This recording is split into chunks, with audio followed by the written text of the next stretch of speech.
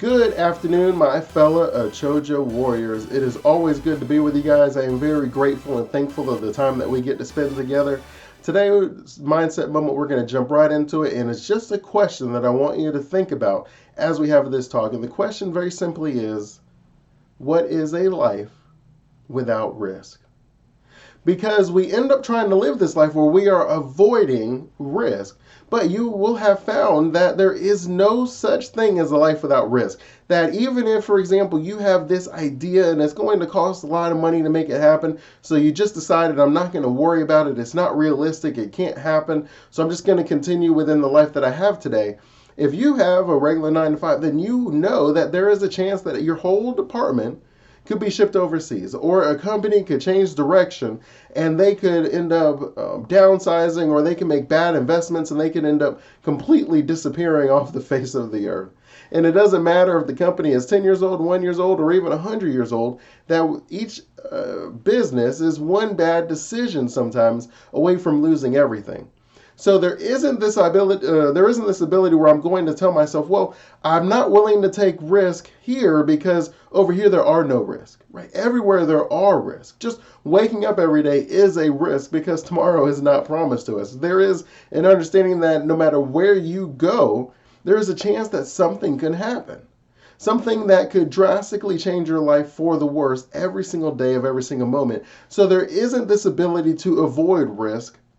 So the question really is, what is a life without you taking risk?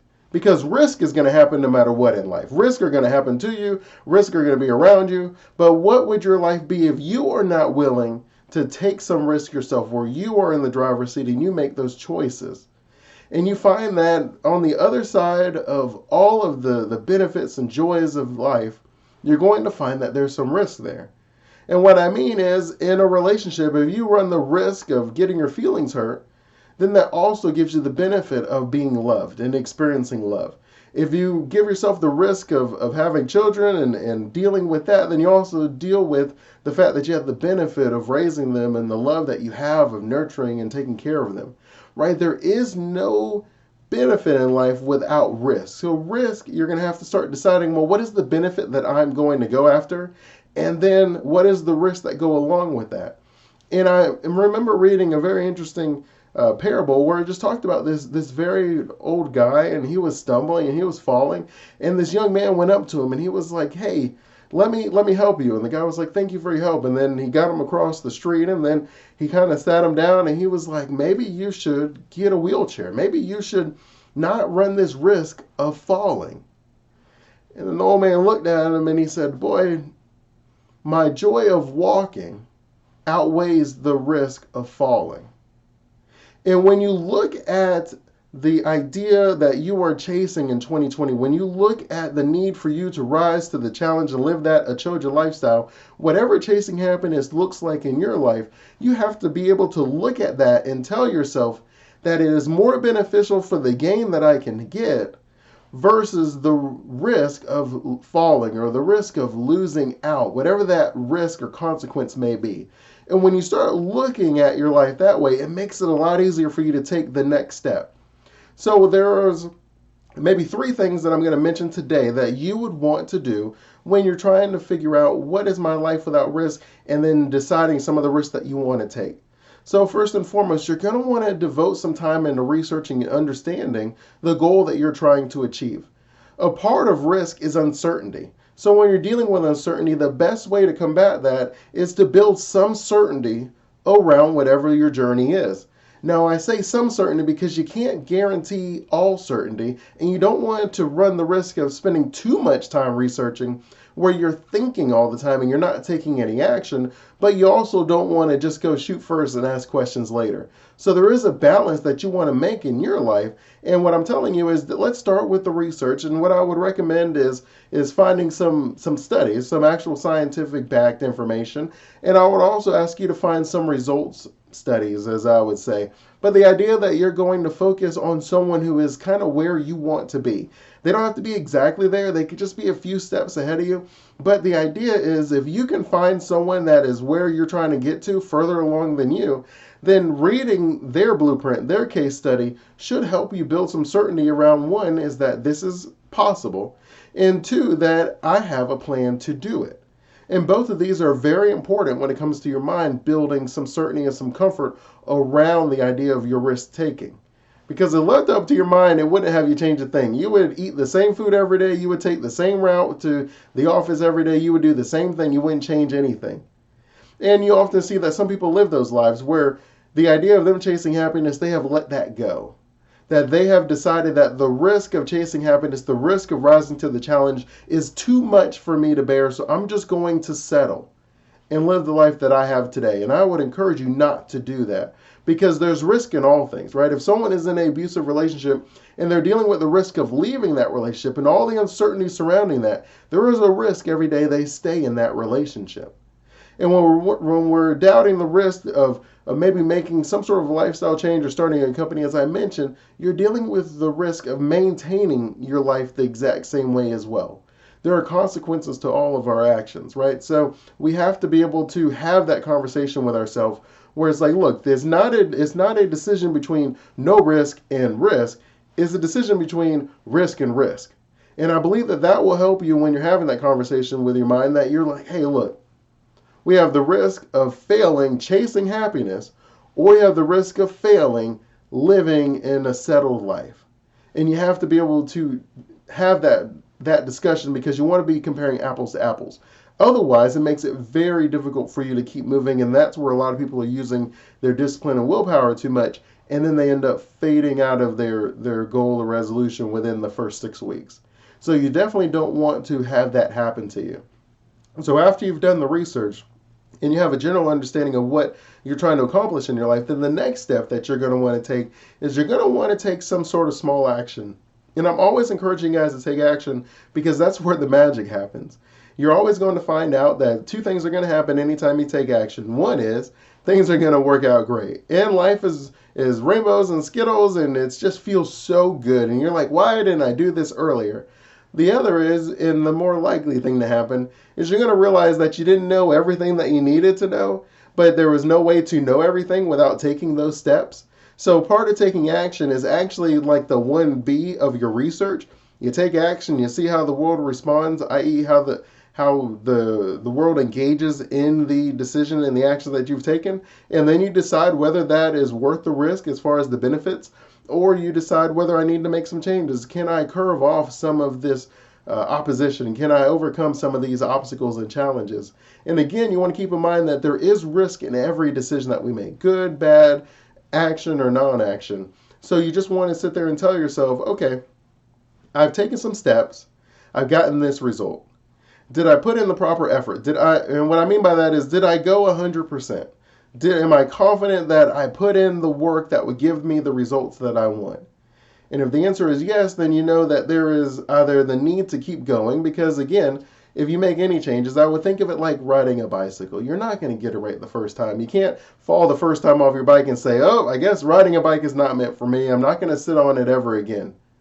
But as unreasonable as that sounds, that's what some of you are doing on a daily basis, where you're like, I'm going to try this new thing. Oh, that didn't work. I'm done. So you want to make sure that you give yourself the time, and you want to commit to something in the process, because the outcome is going to vary. So if you commit to the process, then let's see what the outcome is after we've done it 5, 10, 15, 20 times. And I'm reminded of just Tyler Perry, because he just had opened up his studio. And so I was reading some of his story, and it talks about just the difficulties that he had growing up. And it talks about the fact that he tried to commit suicide twice in his life before the age of 22. And then at 23, he said, you know what, I'm gonna stick with this film thing, right? This is what the chasing happiness looks like in my life. This is how I'm gonna rise to the challenge. So he moved to Atlanta, and he put all of his money, all the chips, pushed it in the middle, and he put on a play, and it did not work. And when I say it did not work, I mean like it went like really bad. Like the very first week, he only had like 30 people, and they did not allow his play to continue into the next week. And so he had to go back, and he had to start reevaluating some of the decisions that he was making, but he did not make the decision that means that theater is not for me. It means that I'm not a good enough writer. Like that was not part of his calculus and decision-making process, because he only did it once. So what he ended up doing is he did some odd jobs and he was able to get the money together and he was able to put on another play and another play and things were working and things weren't working until about 6 years later. Yes, you heard me right. 6 years later, he ended up coming to the conclusion that, okay, there are some people that have a following and there's some people that don't.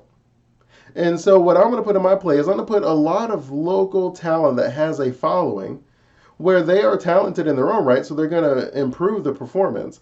But they also have a following, so they're going to broadcast to their people. And then their people are going to come watch the show, and then that worked for him.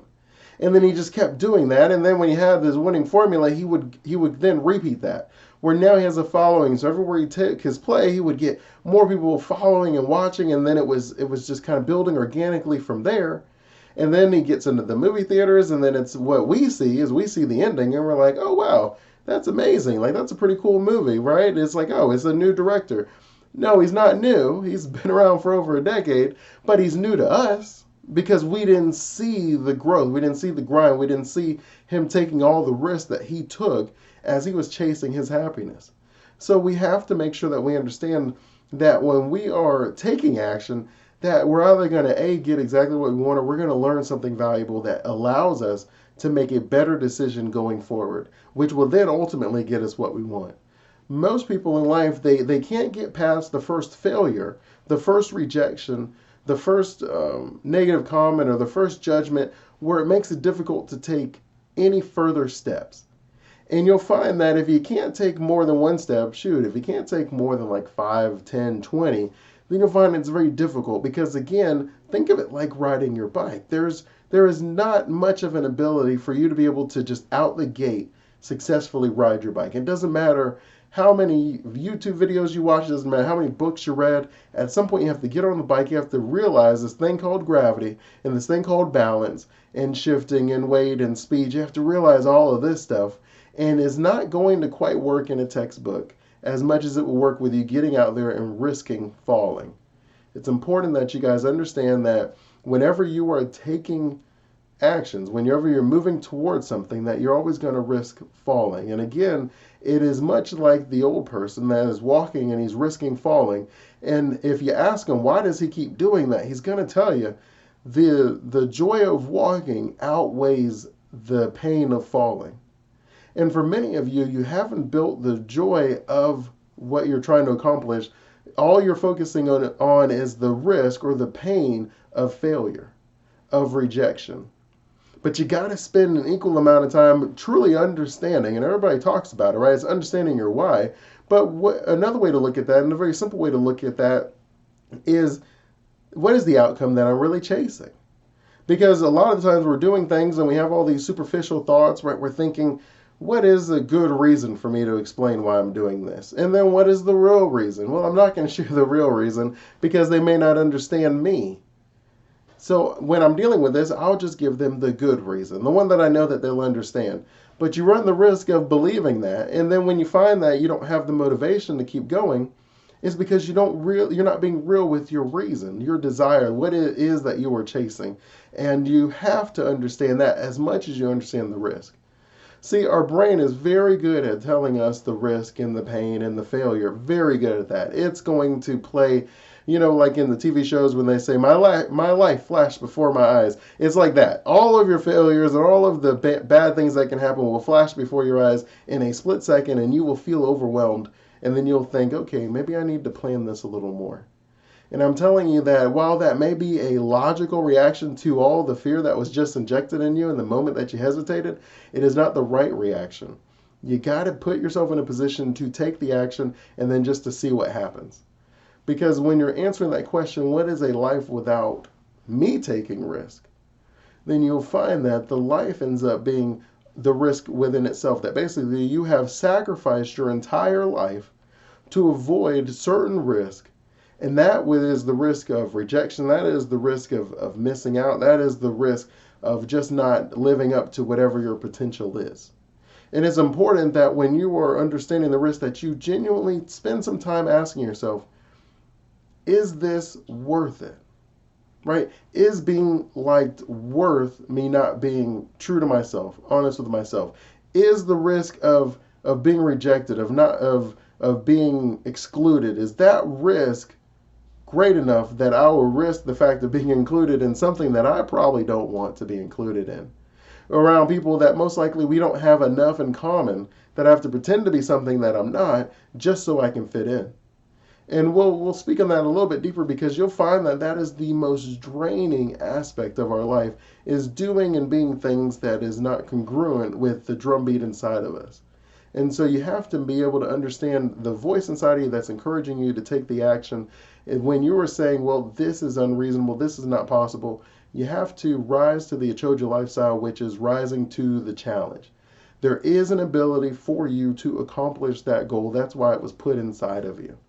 Now, whether that means you have to take some actions and make some recalibrations, or whether it means you have to spend some time with other people to learn some things, there is a path that you can take, and that brings you back to the first step, which is the research and finding someone that has created the life that you're looking for. They have found the success in the areas that you were trying to do, and then you can model some of their practice, but then you also make the changes that align with you. You don't want to just mirror somebody. Nobody could be you better than you, and nobody could be them better than them. So I'm not telling you to mirror someone, but what I am telling you is to take the model, what it is that they're doing, and then to make that model work for you, right? You don't have to reinvent the wheel, but you do have to get on the bike to ride it. And that's going to be a mindset moment. I'm always thankful for our time together. If you have any questions, go ahead and reach out to me. Leave a comment. I'll respond back to you. I'm always trying to stay connected with you guys. And until next time, continue blessings.